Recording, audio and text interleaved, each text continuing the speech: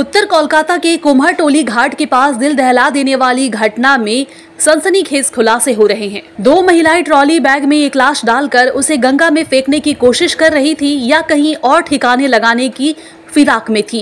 Kolkata police लगातार इस पूरे गहन की तफ्तीश में जुट चुकी है, लेकिन स्थानीय लोगों ने शक होने पर उन्हें पकड़ लिया। जब पुलिस ने बैग खोला तो अंदर से सड़ी गली खून से सनी एक महिला की लाश बरामद की गई, जिसे देखकर हर कोई सन्न रह गया। घटना की खबर पाकर डॉक्टर शशि पांजा मौका वारदात पे पहुंची और जांच पड़ताल का आश्वासन दिया। उन्होंने कहा है कि पुलिस को महिलाओं के पास से शियालदा हासनाबाद रेलवे लाइन के गाजीपाड़ा स्टेशन का टिकट भी मिला है।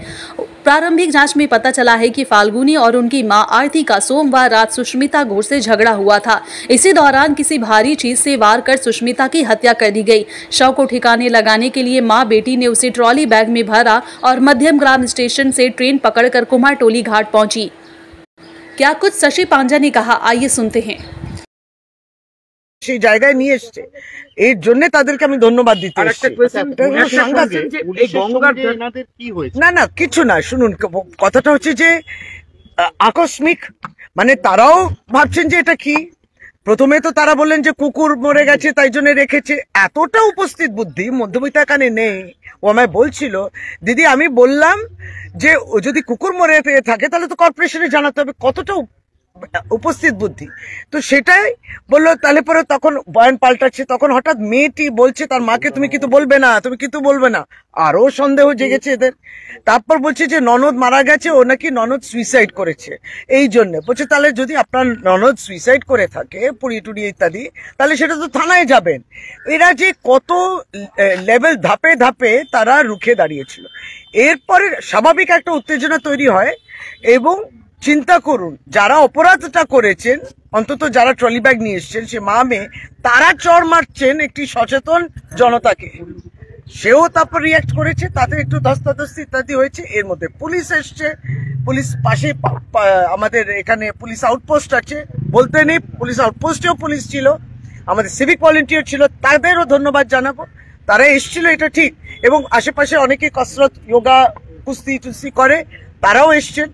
এবার হয়েছে উত্তেজনা তৈরি হয়েছে, কারণ যাতে লোপাট না হয়ে যায় এই জন্য তারা বললো না পুলিশকে দেবো না, আগে দিদিকে ফোন করবো, মানে আমায় ফোন করছিল ইত্যাদি, তাহলে জানাবো যাতে ন্যায্যভাবে প্রক্রিয়াটা চলে। এই হচ্ছে একটা কোয়েশ্চেন, যে এই যে রাস্তা, এখানে একটা জিনিস হচ্ছে যেটা নটপোর্ট থানার জুরিসডিকশন, প্রচন্ড মাঝে মাঝে ওভার স্পিড বাইক এবং রাত বিরেতে বাইরের লোকজনের দখলে চলে যাওয়া এইসব আছে। এবং এক্ষেত্রে আপনি দেখেন বডিটা এই জায়গাটাই বেছে নিয়ে সার্ভাইলেন্সটা কম দিচ্ছে। আপনি কি পুলিশকে বলবেন?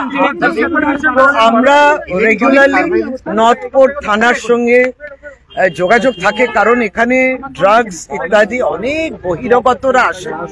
এখন গঙ্গাধারে বসে তারা গল্প করবেন, কম বয়সী বেশি বয়সী সব রকমই আছে। আমরা আর কত প্রতিবাদ করতে পারি? এখন গঙ্গাধারে একটু হাওয়া খেতে এসছে, কিন্তু যখন অসামাজিক কাজ ইত্যাদি দেখি, আবার কি হয়, একদম ডাইরেক্টলি ওয়ার্ডগুলো তো প্রবেশ, সমস্ত ওয়ার্ডগুলোতে আপনি ইজিলি ঢুকতে পারেন, তখন ওয়ার্ডের মানুষও প্রতিবাদ করেন, অনেক সময় ঝামেলা ইত্যাদি হয়।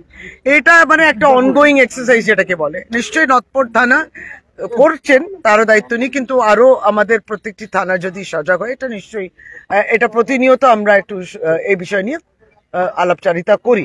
এটা ঠিক যে এখানে শুটিংও হয়, আপনি কাকে দেন? শুটিং যখন হচ্ছে তো ভালো কাজ, শুটিং বন্ধ যাতে না হয়। আবার যেমন বললাম, অন্যান্য বাইকে ওভারস্পিড করে, শোনে না তো কথা, হেলমেট ছাড়া চালাবেন, অ্যাক্সিডেন্ট হয়। এবার স্থানীয় মানুষ সবসময় আতঙ্কিত হয়ে থাকেন, কারণ কখন কোন অ্যাক্সিডেন্ট, তারাই কিন্তু ঝাঁপিয়ে পড়েন। SOS এমার্জেন্সি সার্ভিস স্থানীয়। আপনি আরেকটু গেলে দেখবেন আহিটোলা একটা ক্লাব আছে, চিরকালই কেউ গঙ্গায় ঝাঁপ দিল, প্রথমে তারা গিয়ে ঝাঁপ দিচ্ছে ওকে বাঁচানোর জন্য। এই আপনি লাইফ সেভার্সদের দেখবেন, তারা ট্রেনিং নিয়েছেন তার জন্য। সুতরাং এইভাবেই আমরা গঙ্গার ধারে যারা বাস করি বলবো, আমরা নিশ্চয়ই বলবো। সেরকম যদি প্রয়োজন হয়, তাহলে আমরা তো যেমন ওয়ার্ডের ভিতরে গুলোতে সিসিটিভি কোথাও কোথাও দিয়েছি MLA ফান্ড থেকে, তাহলে আমরা দেবো।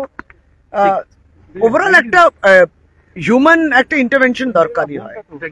তদন্ত কোন পর্যায়ে রয়েছে, আপনি তো পুলিশের সাথে কথা বলেছেন? না, এখন তো থানায় নিয়ে গেছে ওই মা আর মেয়ে, বডিটা বোধহয় ফরেন্সিকে গেছে মেডিকেল কলেজের পাশে যেটা, এবং যারা দুজন প্রথম প্রতিরোধ করে ইন্টারসেপ্ট করলেন এবং নালে তো ট্রলিটা ফেলে দিয়ে চলে যেত, ট্রলি ব্যাগটা, তারাও রয়েছেন বয়ান হিসেবে, উইটনেস হিসেবে রয়েছেন। আমি যোগাযোগে রয়েছি নটপট থানায়। সব সময় এই অনুরোধটা থাকে। ভাবুন, তারা ভাবলো অবাধ একটা পেয়ে যাব জায়গা, এখানে আরামসে ফেলে দিয়ে চলে যাব, যেটা তাদের ধারণা হয়েছে। এখন তো শুনছি বারাসাত মধ্যমগ্রাম থেকে এসছে।